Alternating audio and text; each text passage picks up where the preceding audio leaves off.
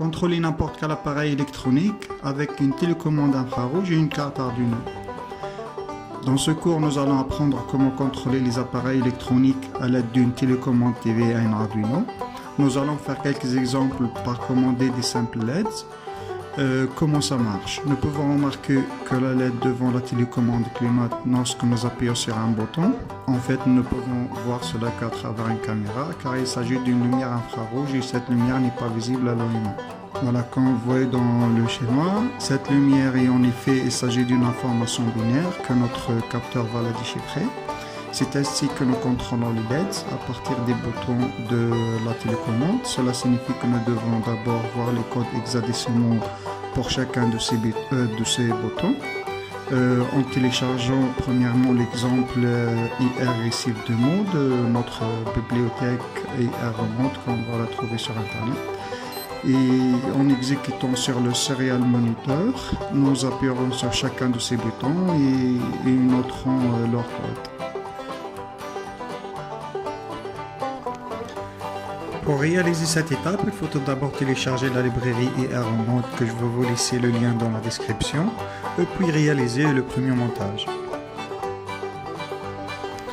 Après la récupération des codes hexadécimaux de chaque bouton, que vous allez noter ça dans un petit note, maintenant vous pouvez réaliser votre projet en appelant les codes que vous avez besoin dans vos programmes.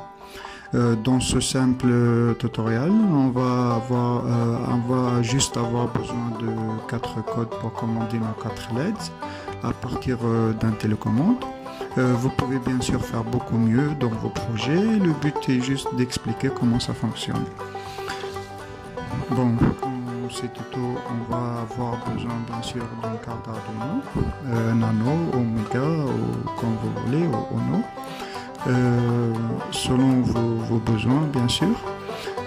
Voilà, on va avoir aussi avoir besoin de 4 LEDs, 4 résistances de 10 kΩ pour pas abîmer nos LEDs, un capteur infrarouge, télécommande et quelques câbles. Voilà, dans ce programme j'ai choisi les pins 8, 9, 10 et 11 pour nos LEDs. Et le pin 7 pour brancher le capteur. Vous pouvez bien sûr faire autrement. Bon, pour le programme, on va inclure notre bibliothèque. Le capteur, ça sera relié au pin numéro 7 de l'Arduino. Et voilà, nos LED, ça sera relié au pin 8, 9, 10 et 11. On va initialiser notre programme et on va définir nos LEDs, nos pins 1, 2, 3, 4 comme output. Et voilà, on va faire des conditions. On va dire si on appuie sur le bouton numéro 1 qui est égal à la code suivant, FF68997, alors le pin 1, ça sera high, ça veut dire qu'il va s'allumer. Et voilà, pour le pin numéro 2, c'est exactement pareil, le pin numéro 3 et le pin numéro 4. Et on va faire une condition, on va dire si on appuie sur le bouton, alors les LEDs sont allumés, sinon ils vont être tous éteints.